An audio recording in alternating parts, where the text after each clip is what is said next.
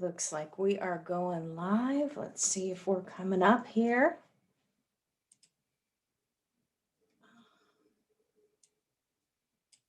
This site can't be reached. Uh-oh. Is it not going live? Oh my. Let me try again. It says we're streaming. Let me check. Hello, in case we are streaming. Good morning. Checking to see if we are going live. I went live earlier. It should be fine. Let's try one more time. Get out of here and try again.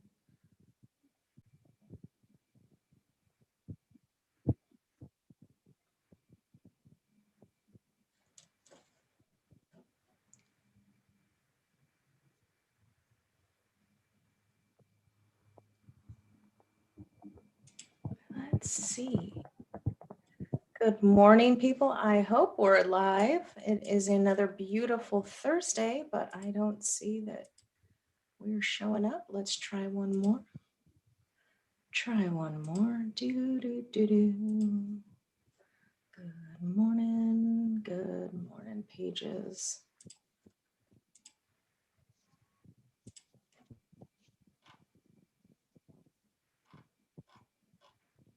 Oh, hello. Looks like we are live. Good morning to you. Welcome to Soulful Illumination Show. I am your enlightened enchantress. And I see Leslie let us know that we were live. Hello, Leslie. Thank you for telling me that, but I didn't see that earlier. It's a little bit slow, and I guess I just need to have a little more patience. Love Thursday morning, and I don't know about you, but I have been up since 3:30 a.m. But hey, that's my me time that I had to take. And welcome to the Soulful Illumination Show. I've got a fabulous guest that I'm going to bring on in just a minute today, and welcome to Thursday. We are coming at you from an unknown bunker near Area 51. And hey, if the aliens weren't affecting our energy, it is Zoom or Facebook. You know, there's so many of us that have been lucky to utilize these tools to go live, to come at you, to go around the world and show some love to people. And that's what we're doing today. We are coming at you live so we can share some goodness, some good tips, some tips and tricks on how to get healthy and happy. Let's start with our sponsor today. Today, we're just going with our sponsor, doTERRA, right? And you know what? This is lime. You guys, this is just real aromatherapy. If you know me, you know I love tips, tricks, life hacks, anything simple that I can throw in my bag and take with me. And you know what's great about lime is this is actual lime. It's like shoving probably about 100 limes into one bottle. It's just lime. It's great in your water. And it is, you know what? I'm not going to lie. It's super good in a shot of tequila and making some mixed drinks. But you know what? When you're just hanging out and having fun, it's time to celebrate. You've got to celebrate. Have fun. You can cook with this stuff. You can put it in your water. You know me, I've always got my water with lemon. I've got a little lime in here today to just really pick up that alkaline level. Just balance that acidity, pick up that alkaline, and just thrive and just breathe in the air because you can smell it. It is delicious. Too bad we don't have smell-o-vision yet. I am waiting on that. So whoever gets that, Elon or Bezos, if you get a smell-o-vision, you want to send it on Amazon, hit me up at sabotagesmasher.com because I am ready for smell-o-vision. Yes, you can't tell that I grew up with Willy Wonka. I love it. It is just a good thing right now to be able to wake up and to be in that point of love and that great vibration. I know we have gone through some energy shift last year. We are going through some energy shifts now, but in that Mercury retrograde, what does it do? It makes us go backwards. We want to work it like Ferris Bueller, run it backwards, maybe the mileage will go away. Maybe I'm dating myself. That's okay. You guys can look it up on YouTube or Amazon. You will find Ferris Bueller's Day Off when he takes his dad's car and they drive around, but then they realize that they kind of did the mileage on there. And you know what? Dad's going to come home and find out that they over exceeded the mileage on the car. And he's probably going to notice, maybe not a mile or two, but I'm sure he's going to notice about 30 miles. And you can't take it back. And that's what Mercury retrograde has done, is it takes us back. It spins us back into that time and space when we were younger, when we need to reflect upon a time, that inner child work and that shadow within us. And you want to get deep down inside and you want to say, hey, what can I do? What's the one thing that I can do today to change my life, to make it better? To either stop doing one little habit or to fine tune it. Just like going to the gym. When you plateau in the gym, why can't you get stronger? Why can't you pick up more weight, right? Sometimes the difference between 25 pounds and 30 pounds feels like a ton. You just can't get that extra 5 pounds to lift it up. And what can we do in our mind? How can we reset our mindset? How can we recognize it and acknowledge it? What is it that we need to do? Do we need to get more water? Do we need to change our nutrition? Is it sleep or is it me time? Like I said earlier, I don't know, maybe you didn't catch it, but I wake up at 3:30 sometimes in the morning. Not because I love waking up early in the morning, but you know what? I like that quiet time, that peace time, that time to just sit alone and just to hear me. I don't have to hear the hustle and bustle of the world just yet. I don't have to hear the traffic. I don't have to hear the neighbors. I love my neighbors, but I want to just hear, what does Nicole have to say? What does my mind have to say? And I challenge you, Mercury retrograde is past and it's shifting, that universe is shifting.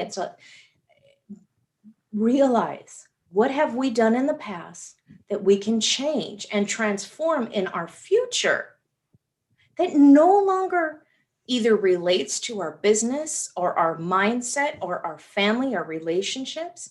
What can we change? How can we pivot? And 2020 has been that year where we need to learn to pivot in our business, definitely in our soul level and our frequencies. How can we change? How can we combat from that makes us sad? What are we reflecting? And that's also another thing with the energy changes. What is reflecting to us? When we talk about shadow and inner child, you're reflecting to yourself. A lot of times when you see that same person or you're constantly doing that same, you find yourself in that same predicament and you feel like, oh God, I'm going to sabotage again. It keeps happening to me. Murphy's Law, why does it keep taking place over and over again? You're waking up to that because there's a challenge that you haven't yet faced.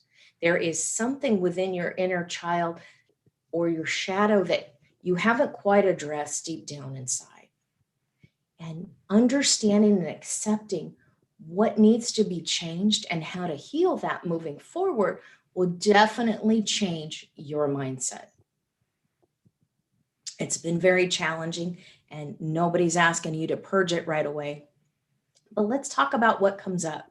And that brings me to my wonderful guest. She is a powerhouse. She is a great person. She's great filled. She's always wonderful to see. She's got a great smile on her face. And I want to introduce her. I will let her introduce herself. This is Dr. Vicki Coleman today. Is it the anger doctor? Yes, the anger doctor. Good morning, Nicole and the audience. Good morning. And how are you today? So glad to have you here. I am doing very well. I am blessed and I am grateful. Thank you. It's an honor to have you here. And what a better person to have in this moment in time to talk to and talk about our emotions and what's going on around us and how to change our mindset. Yes, I want to thank you for the opportunity to be a guest on your podcast. And there's so many things we can talk about now, as you indicated. I really appreciated your introduction. I think that we're all experiencing something in response to the pandemic, a wealth of emotions, all types of emotions: fear, anger, sadness, happiness, opportunity. And these are issues that we have to deal with. No one ever thought we would be coming up to 1 year of the pandemic, and just what, 3.5 weeks it will be 1 year. And that is just amazing. And I have seen so many people deal with stress, anxiety, depression, post-traumatic stress disorder, among other mental health and psychological and physiological challenges. Yeah, it's just it's almost like, to me as an energy worker, I've noticed that many of my clients and even friends and family members are dealing with and on an emotional level, uh, kind of that turbulence inside, or that shadow that they haven't dealt with before, and now it kind of just smack right in the face, like, we have to take care of this. Yes. This has to be healed. We have to heal our soul, our energy around us, who we see and talk to, because we see people all the time. And now they're on the couch with us. They're at the dinner table with us every night now. Every You day, don't have the every excuse day. that I got to go to work. Yes. And what's interesting, it was so sudden, so we did not have an opportunity to prepare or even think about what is a pandemic. Probably the people who are alive never lived through a pandemic. And so people were searching the internet, what is a pandemic? And I have found that many people did not have the appropriate defense mechanisms and coping skills to deal with the change. It was a major shift, a major change, a shift in our mindset.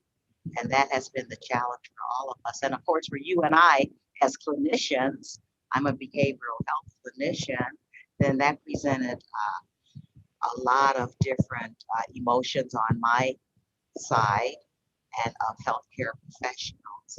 And the question is, how do we deal with it, and how do we help our clients and patients to cope in a time of change and stress? Yeah, it's definitely, it. Do you see that people are able to recognize that there's so much going on, or that they're still not addressing it?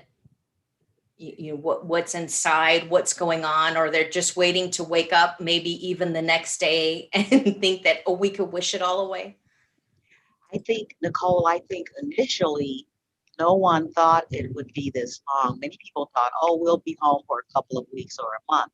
So I believe, in my experience and what I've observed, that initially no one really thought that it was as serious as it is. And many people said, oh, hey, I'll be home a week or two and I can rest, I can kick back, I can learn some new information, maybe skills. And so no one took it as seriously as it has become. And even, I think, even the various entities, the government, corporations, the private sector, I think many of us believed it would be over by the summer. Mm. And when we realized that was not the case, then it was like a culture shock, a major shift in our mindset. And many now have decided that they're going to have to do something about addressing the issue, the feelings and the emotions and the physiological implications, the conflict. You mentioned that at home we are with the people we live with, and that was not the case before. They with them, but they did not have to see them every day, all day, 24/7.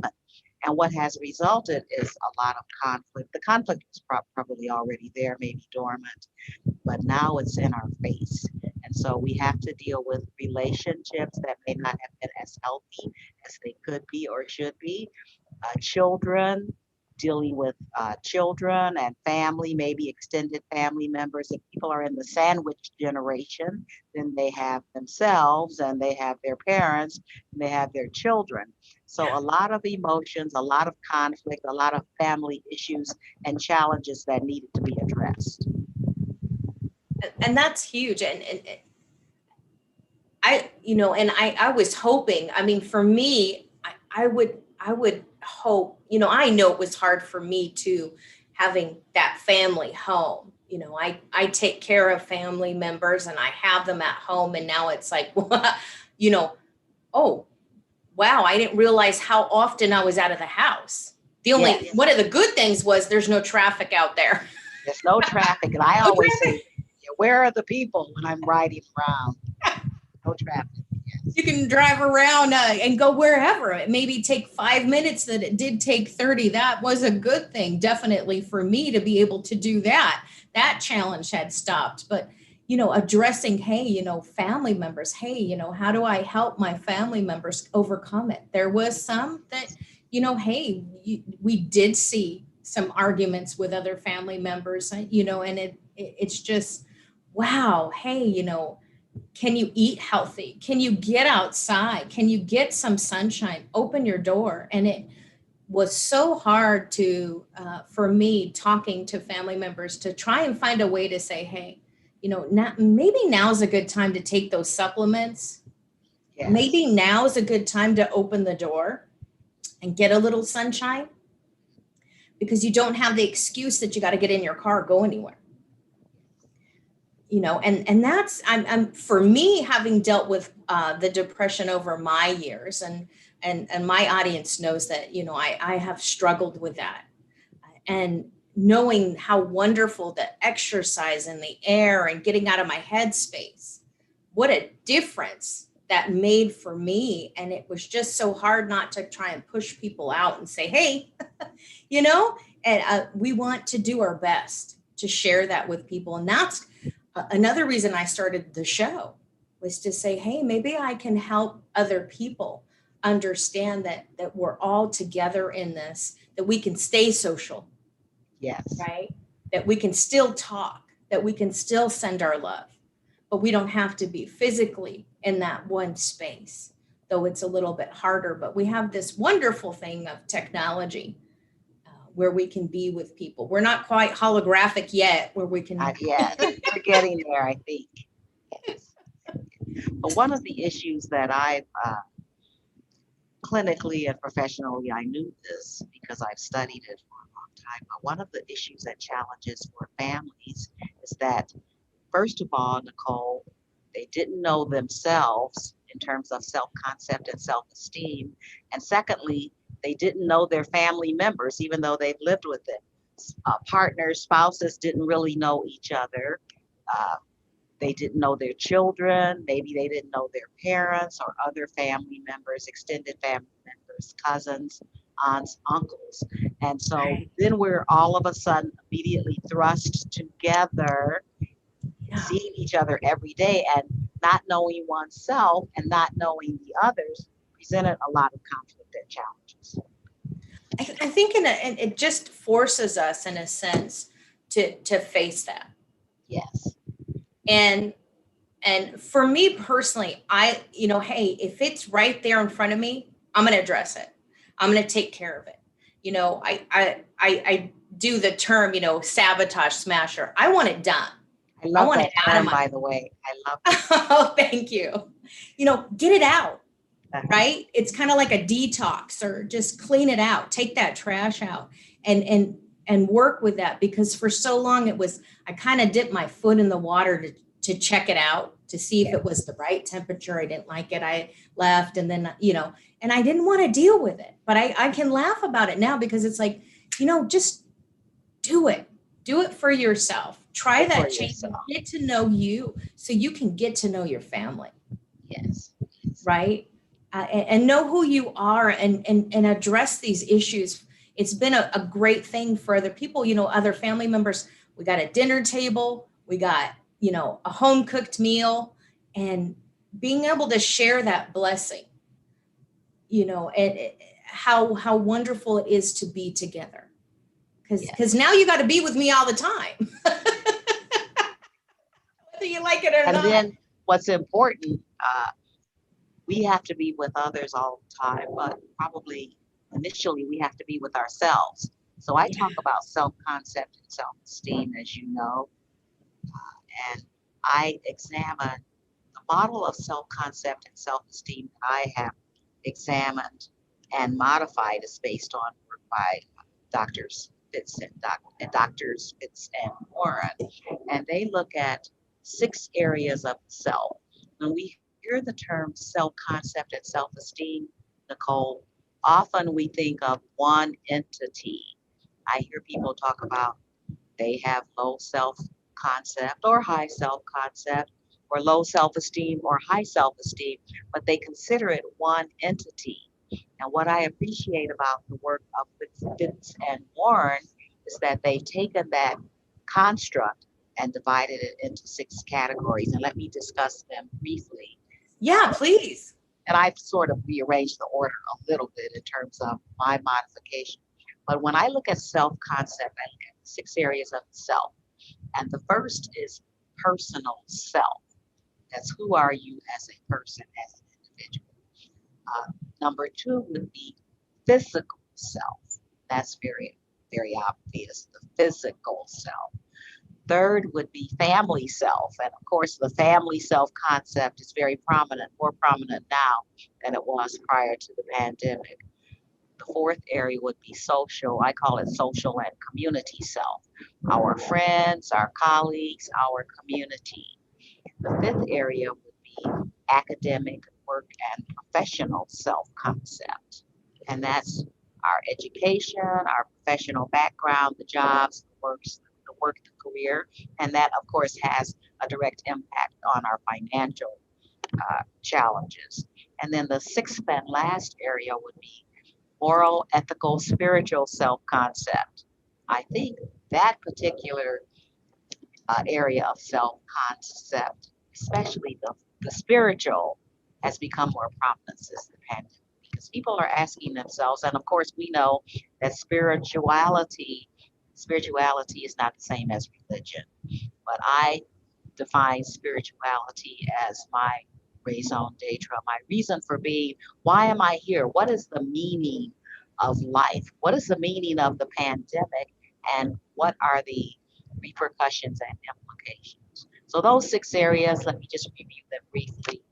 Personal self-concept, physical self-concept, family self-concept, social community self-concept, academic work professional self-concept, and moral, ethical, spiritual self-concept. And so I propose that one way to address the situation we're in now is, number 1, know who we are by asking, who am I with respect to those 6 areas of self-concept and self-esteem? And then once we feel comfortable and healthy in terms of who we are, it makes it a lot easier to deal with our family, our spouse or partner, our children, extended family members, and of course the community, because what is interesting about the pandemic is that it has affected everyone. It's a global issue. It's not just my home or your home or Las Vegas. It's everywhere. It's everyone. And so that makes it a little more challenging to deal with. Who am I and how am I going to help myself, my family, and my community? And that includes the global community. Oh, absolutely. That and that's so, I love how, you know, how there's that self-concept wherever you're at. Yes. Because we all are a little bit different in different environments. We are. Yes. And it's so huge to understand that we all kind of play little roles in different places, because it works with that community that we're at. And Yes. A lot of times you have a little bit more freedom at home or with your friends than you do it at a work environment. And that kind of keeps that flow. But I think, as you know, through energy work and watching people, you know, on Facebook or through the show here, is to see that people have that concept of a larger community and how they are reflected within that community, and how that community, is part of who they are. And everything that we do in a metaphysical level or a soulful level or a spiritual level, how when we uplift ourselves and we take a moment for us, that we can change that energy output in other places. And it's a beautiful, beautiful thing. Of course, one of the terms that you and I and others is a very prominent term now. It was a prominent term prior to the pandemic, but it's taken on more significance, and that's self-care. And then another term would be mindset.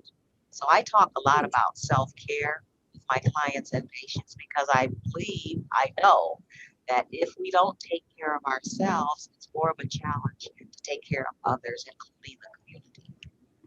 Oh, yeah. That hits home with me, and working with my clients. I mean, you would kind of attract people where we know we've the journey that we've been on. Yeah. And it's such a beautiful thing to see working out. I didn't go outside. We didn't do too much. And as an adult, even going through the police academy, oh gosh, now I got to run every day. Now I got to take a moment and refocus. Now I got to take time to get my mindset focused so I can be heightened and aware. And that's just kind of worked so beautifully in this environment to say, okay, what's your mindset? How healthy are you? What are you doing that wakes you up? What can you do? Add a little bit of water, go to the gym, even just go outside for a walk. And it helps you be more vigilant for you and take care of yourself. And then working with people in your family, that you're able to show up for them, that you're able to mentally be awake, and you're mentally able to be there at a soul level where you're not angry with them, you're not yelling at them, where you're not throwing the pots and pans and everything else at them because you feel so frustrated and you cannot adjust with the situation going on. And I know that's been a personal moment, and I didn't throw my dishes. I don't want anybody to think that, because I wouldn't break them. But you have moments when you hit an anger spot, and you just become so frustrated, and it's not just the member in the family or your partner, it's more you, because you can't deal with it. And that's such an at a whole different level. I would never wish this upon anybody being in the pandemic, because being at home with the family members you haven't adjusted to, or you're kind of forced into that situation, you feel you're forced into that situation, and be able to deal with that and recognize what's going on. It's such a different view, almost a 360, to be able to work with that and talk to people like you, Dr. Vicki, that, hey, these are things you can do. And you're always so pleasant, just having met you on a personal level, just a pleasant person to be with. And your energy is heightened, and you're observant of what's going on and aware, and when people like you, I believe, are accepting and part of the out and about all the time. You're very social. I love that, because that people can see who you are. That's important, because we want you hit a very important point, Nicole. You talked about anger. We are all angry, and we have a right to be angry. It's a valid emotion. Anger is a valid emotion. However, I think I have observed more anger during the pandemic, because one reason I believe is because we have not experienced anything like this, and many people don't know how to cope. And I also appreciate what you said about how we behave and how others see us. It's important that we model certain behavior in the family system. If we're calm, if we can control our emotions, and if we exhibit that there are appropriate ways to handle conflict, then our family members will see that. It's sort of from us to the universe. and they will see that. And then it's important that as they observe that, that they can model similar behavior to adjust to the pandemic and other situations. Yeah, absolutely. Your environment, you take it wherever you go. So if you're not happy at home or happy with yourself, you take it out to other places. And I thought for a long time I could just put a different jacket or change my shirt, wear my hair differently. And because you see that, oh, just, try something different on and maybe accessorize your outfit. You'll feel better. And it's like you're hurting inside. And it's important for people to feel, I love how you share that it's important for people to understand that anger is our emotion. I believe that we're here to feel, to be passionate beings, to feel happy or sad or angry or what have you, and to feel love. At such a strong point. And, we have to kind of go through that gamut to recognize and understand. And as we allow ourselves to do that, we can allow other family members to feel. Maybe they have wasn't significant. Maybe they have never felt previously. Maybe they don't even understand what's happening with their body from a physiological perspective, not just a psychological perspective, but maybe things are happening because, of course, there's a physiological response to emotions. And so it's very important that we can help them. First of all, we regulate and understand our own behavior, and then we can help others, our family initially, and members of the community understand that we do have options, we have choices, and they don't have to feel badly every day. That there are steps that can be taken. Oh, yeah. And you see when you grow up in that environment and you have that at home, you don't know how to handle it outside. And for so long, and I use myself as an example because I know it's sometimes it's hard for people to admit, and sometimes it's hard for people to see and or recognize.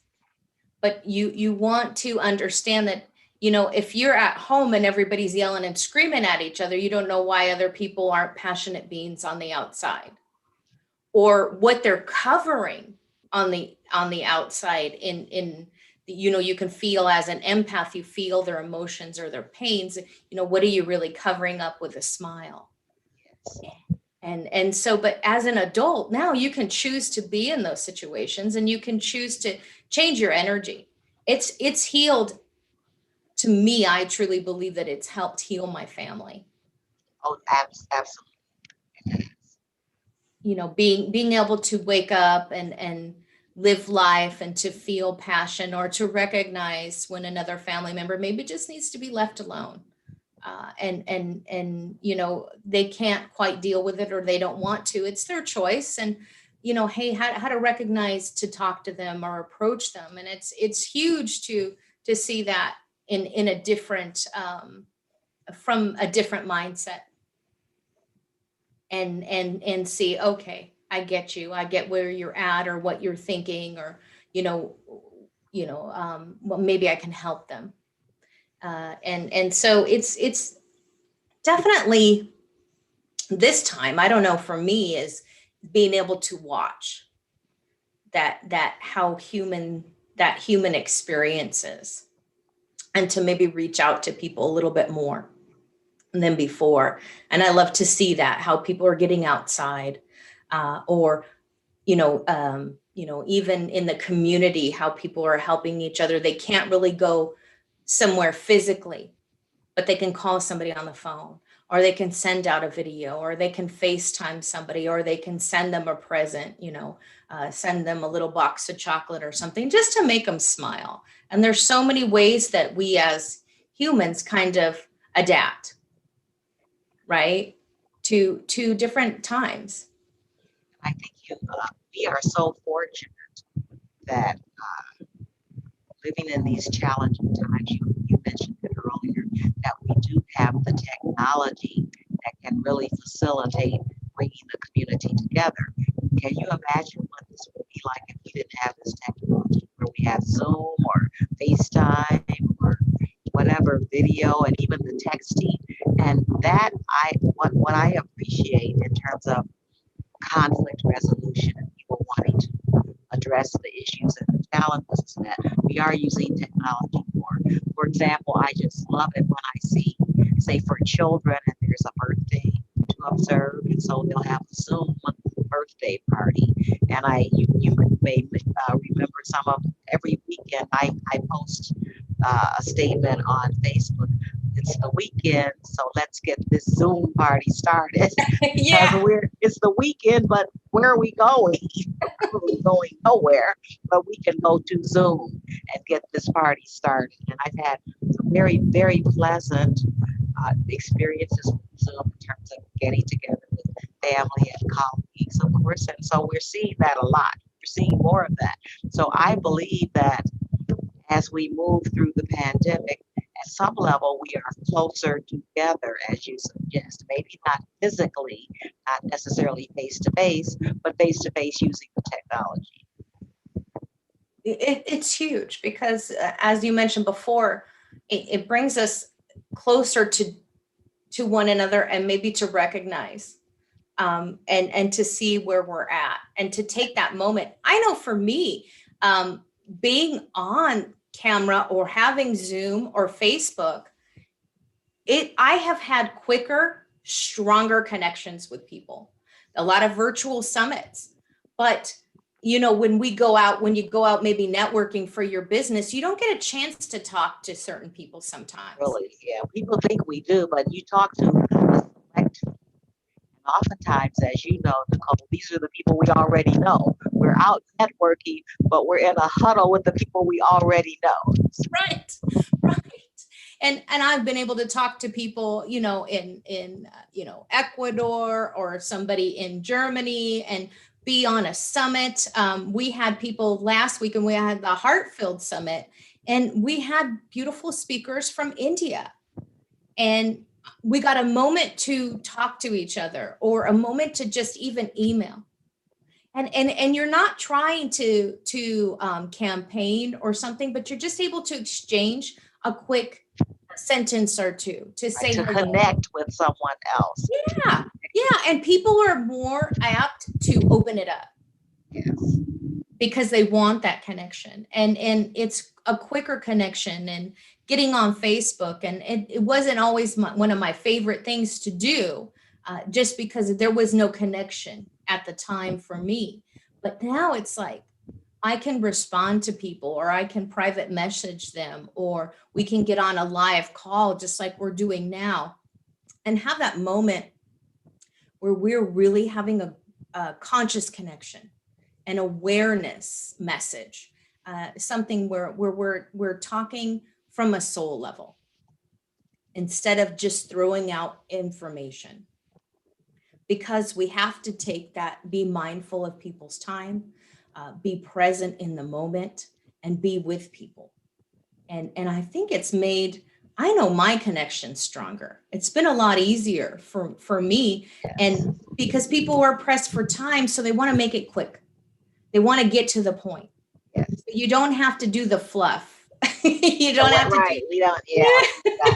And of course, because here's one of the challenges that I experienced initially. I've had a Zoom account since it started, as long as I could remember. However, no one ever anticipated that this technology would be used frequently. So most of us are on Zoom at least every day. And initially in March and probably into April and May, Nicole, I would have 2, 3, 4, 5 Zoom conferences a day. Wow. That got to be overwhelming. I coined the term CTSD, Zoom traumatic stress disorder, because it was just too much. I would sit at the computer literally for hours, hardly getting up to eat or anything or take a break. And it was, I think the first couple of weeks, it was very exciting for most of us. Then after a while, many of us crashed because it was too much. We had to integrate that activity into our lives. And we did a 180. March 10th or 12th, it was before the pandemic. And then March 14th, 15th, pandemic. And people were saying, oh wow, it's going to be a short period of time. I'll be home. I'll do this or that. But then it got to be too much. The reality kicked in, and then Zoom and the technology became a challenge, an issue. And so that was how that's a little of my personal response and how I had to modify my behavior to put myself in check because it was just getting to be too much. Yeah, it does. But, it's electronics, and you've got all that energy around you, and you can't fight that one. That's a scientific fact there, that it's electronics and it's overwhelming. I grew up in Silicon Valley in the 80s, and they had talked about that. People who spent that much time, back in the day when Pong was invented, when people would get on Atari and they'd start playing the games, and they would spend so much time, and it just kind of draws that energy, because we're all made of energy, and that energy's got to be expelled somewhere, and it's got to have some type of exchange. And that's why, oh my gosh, I've got, with me, I've always got, I've got crystals, or I've got my incense. salt. I've got my salt. Oh, it's huge. Really into essential oils, and I would consider myself, well, I have subscribed. I think you and your audience may be familiar with the term CAMS, complementary and alternative medicine. That's Yeah. really my background and orientation. So I agree 100%. And those activities, those complementary and alternative medicines became more prominent in my life, probably more prominent in your life and others. And it's huge, because the salt, the Himalayan salt, for people that don't know, it soaks up those ions, and it kind of is a buffer between that energy. And all crystals emanate a certain energy frequency, but that salt lamp, the salt does it. If you have shungite is really great for EMFs. And so even lava, it helps to kind of soak that up like a sponge for you, so you don't get all that energy coming at you so much, so heavy. And it's a good balance. It's made it such a difference in my life to really realize where these tools go and how they function.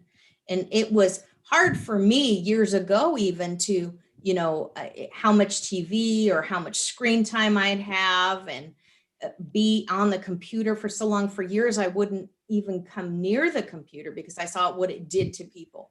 But there's a way to utilize it and to make nice with it. It's a tool of itself. Use it for good and not evil. Yes, that's what we have to do. Yeah, and everything has its place, and we'll change our energies through that, and life will change, and we'll learn how to use it, and something easier will go along. And even though they're up to 5G, if you put it on a necklace, put it in your room, that way you don't have to worry about it. I know that there's a stress and an anxiety, especially with energy workers or anybody now, because we're on the electronics all the time, but don't try to combat it. And I think it just has such a, because in our minds you get it, and it's like, oh my gosh, I don't want to be on there. There's this scary 5G, and there's all this technology. But at some point we have to say, you know what, I'm going to use it for what it's good for what it's meant to do. And I think that's kind of with anybody, or with anything. I think one of the issues is that we know theoretically that we have to use it, we're required to use it. However, each generation, 1G, 2G, 3G, each generation or upgrade, I think everyone's a little anxious. Wait a minute, what does this mean? And then, of course, at some point, a 2 or 3G phone won't work. It's just not going to work at all, even the 4Gs.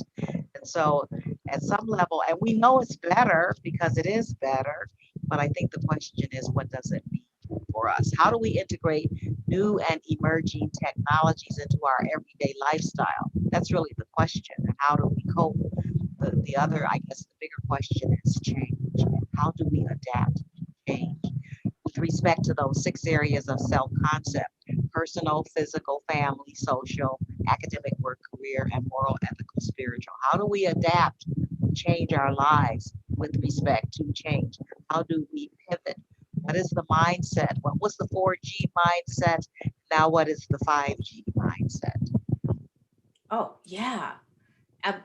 Absolutely. You know, where are you at with it? And just kind of take a step back and detach, right? You know, look at, do you need it? Do you have to have it? Is it going to make your life easier?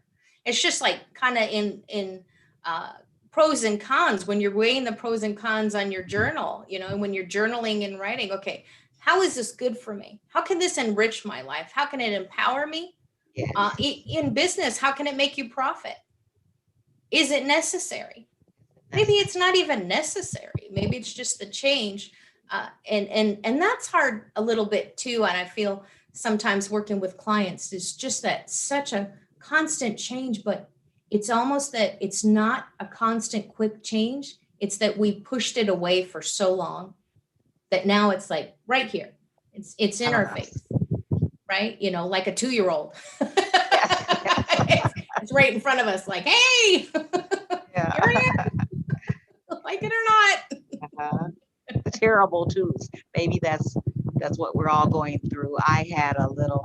You may or may not know I'm a wannabe comedian, and so as we approached 2021, I said on January 1 of 2021, we will all be 21. So it's like we're adults, we're growing up, and now we're facing the world. So what does that mean for us in terms of our our individual selves, our families, our community, and globally? What does it mean?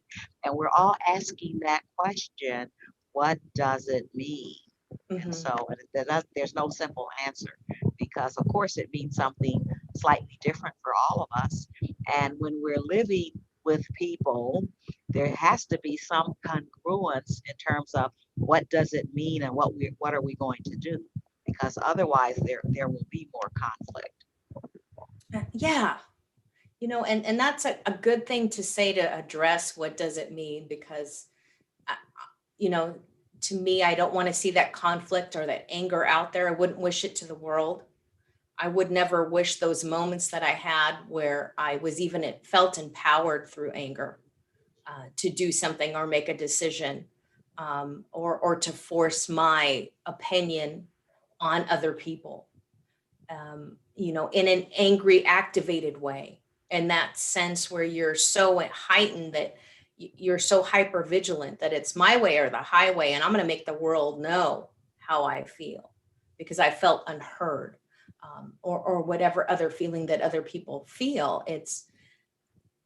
Is there a way for us to help other people see and sense that, not really force our opinions on people, but help people to dissolve that activated anger that's going on, and that force right now, that healing point right now. I think the way, first of all, what I like to do, I have many anger anger management clients. And many of them are mandated by the courts, meaning that there was law enforcement involved, or mandated by, for example, I've had many college and university students whose university mandated that they get some help prior to returning the following semester. I've had partners, couples say, if you don't get some anger management help, we're breaking up, we're getting a divorce. I've had Fortune 500 corporations contact me and say, we have a franchisee who needs anger management. He's had challenges with not only the employees, but customers, clients. And so I've had private, not-for-profit organizations and other entities, individuals contact me. So one of the things I like to ask my anger management clients is that what I refer to as, what are your individual antecedents related to anger? So I help them go back to their childhood. And you mentioned this earlier, Nicole, that oftentimes as a child, because that's where it begins, the family, parents establish the the parents establish how to handle conflict and anger.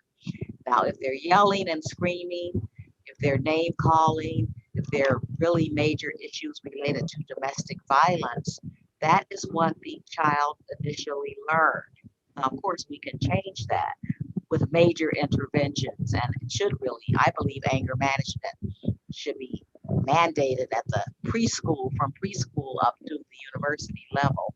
However, it's more of an option, or it's more of once you get in trouble, now go to anger management. So I think it's very important in terms of how I address anger and anger management is to help people understand how they handle anger and conflict. That's a major question that I ask.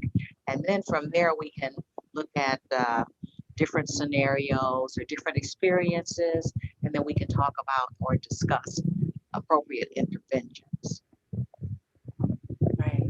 And it's good to see that people are getting help, Yes. right? And that there's someone there like you that's out there, and I wish I had it earlier, but I coulda, shoulda, woulda. Yes. And it's so important. That's why I asked, and I'm so glad you came on the show, because it's important for people to know that there's somebody out there, Somebody else. that there's somebody that can help you transform your life and let that go, because it was like for me, it was like getting a divorce. I let that person go. I like that reference. I like that. I changed the way I looked. My income changed. The people I went at, that I talked to, my whole life changed. And it's such a difference to be able to say, okay, this is the hurt that I have running around with it. And to see people so much right now have to address that. But in the good sense is, if you want to play that, is that people get the chance to see we all have that in us. We all need to recognize how we're feeling. We all need to understand that maybe there's a hurt inside of us, instead of being in the victim mode all the time, until we explode. And that's nothing I would wish on anybody, but I would love for people to see and find you. Where do people find you? You can find me on Facebook, Dr. Vicki D. Coleman, or my website is Anger Doctors, ANGER, D as in David, R as in Richard.com, or just Google my name, Dr. Vicki D. Coleman, and entities will pop up. So They will find you everywhere. will find me everywhere. Yes, if you want to find me, you will find me. So great. We are wrapping it up. It is that time already. Oh my gosh. Can't believe that we're just having so much fun. I love this. I love your format and your style, Nicole, and I miss seeing you. So we've got to either do some more Zoom independently of your show, or we've got to figure out how to get together. I think in a couple of my networking groups, we're starting to meet once a month for lunch or dinner or happy hour, because as humans, we need that human contact. We do. Oh yeah, virtual hugs. That's virtual hugs. Yes, this is great. I so appreciate Zoom and the other video conferencing formats. However, at some point, we do have to get together face to face. We do. We're human. We're meant to touch. We're meant to feel. High tech. Remember the term high tech, high touch. Yep. That is so true. Thank you so much for being here today. Folks, you know what? Thank you for watching. You can find this show back on Spotify. You can download it on Spotify. Anchor. It's called Anchor, ANCHOR. We are on Spotify and iTunes, also on YouTube. Look for Soulful Illumination. Thank you for sharing your time with us and bringing us into your living rooms or on your phone, however you see it. Have a blessed